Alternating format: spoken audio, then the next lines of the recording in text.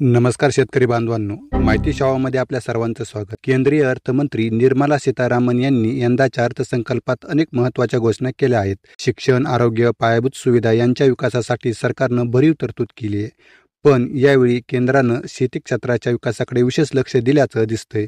सरकार या अर्थसंकल्पात पीएम कृषी धनधान्य योजनेची घोषणा केली आहे। याच पार्श्वभूमीवर ही योजना नेमकी काय आहे, या योजनेमुळे शेतकऱ्यांना नेमका काय फायदा होणार आहे, सोबतच योजनेत नेमकं काय केलं जाणार आहे, यासंबंधीची सविस्तर माहिती थोडक्यात आपण येथे बघणार आहोत। त्यामुळे व्हिडिओ शेवटपर्यंत बघा आणि आपल्या माहिती सेवा या यूट्यूब चॅनलला नक्की सबस्क्राईब करा। निर्मला सीतारामन यांनी 2025-26 या आर्थिक वर्षासाठी 1 फेब्रुवारी रोजी अर्थसंकल्प सादर केला। यावेळी सीतारामन यांनी शेतकऱ्यांना अनेक मोठे गिफ्ट दिलेत। किसान क्रेडिट कार्डची मर्यादा 3 लाखावरून आता 5 लाखापर्यंत वाढवण्यात आली आहे। सोबतच पंतप्रधान धनधान्य कृषी योजनेची घोषणा करण्यात आली आहे। या योजनेअंतर्गत देशभरातील 100 जिल्ह्यांची निवड केली जाणार आहे।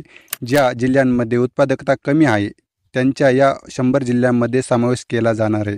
शेतीच्या विकासासाठी सध्या चालू असलेल्या काही योजनांना एकत्र करून शेतीचा विकास करण्यावर भर दिला जाणार आहे। राज्य सरकारच्या सहकार्याने ही योजना राबवली जाईल।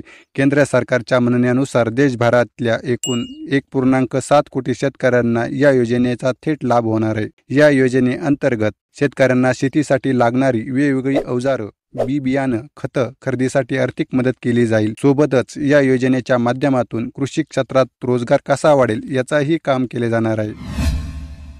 या योजनेच्या माध्यमातून शेतकऱ्यांना शेती करण्यासाठी तंत्रज्ञानाचा वापर करण्यास प्रोत्साहन केले जाईल। पिकाची साठवणूक तसेच सिंचन व्यवस्थेत सुधारणा करण्याचा प्रयत्न केला जाईल। सोबतच उच्च गुणवत्ता असलेले बी बियाणं शेतकऱ्यांना पुरवले जातील। कृषी उत्पादन वाढविण्यासाठी खतांचा पुरवठा केला जाईल।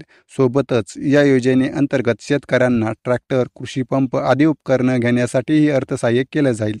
याच योजनेअंतर्गत महिला शेतकऱ्यांना या क्षेत्रात पुढे येण्यासाठी प्रोत्साहित केले जाईल। ग्रामीण क्षेत्रात रोजगाराची संधी कशी वाढेल याकडे लक्ष दिले जाईल। यामुळे आगामी काळात शेती क्षेत्रात बदल होण्याची अपेक्षा व्यक्त केली जात आहे। मित्रांनो, तुम्हाला ही माहिती कशी वाटली याबद्दलचा अभिप्राय कमेंटमध्ये नक्की नोंदवा आणि तुम्हाला ही माहिती आवडली असेल तर आपल्या मित्रांना शेअर करा, व्हिडिओला लाईक करा आणि अशाच प्रकारची नवनवीन माहिती बघण्यासाठी आपल्या माहिती सेवा या यूट्यूब चॅनलला नक्की सबस्क्राईब करा। धन्यवाद।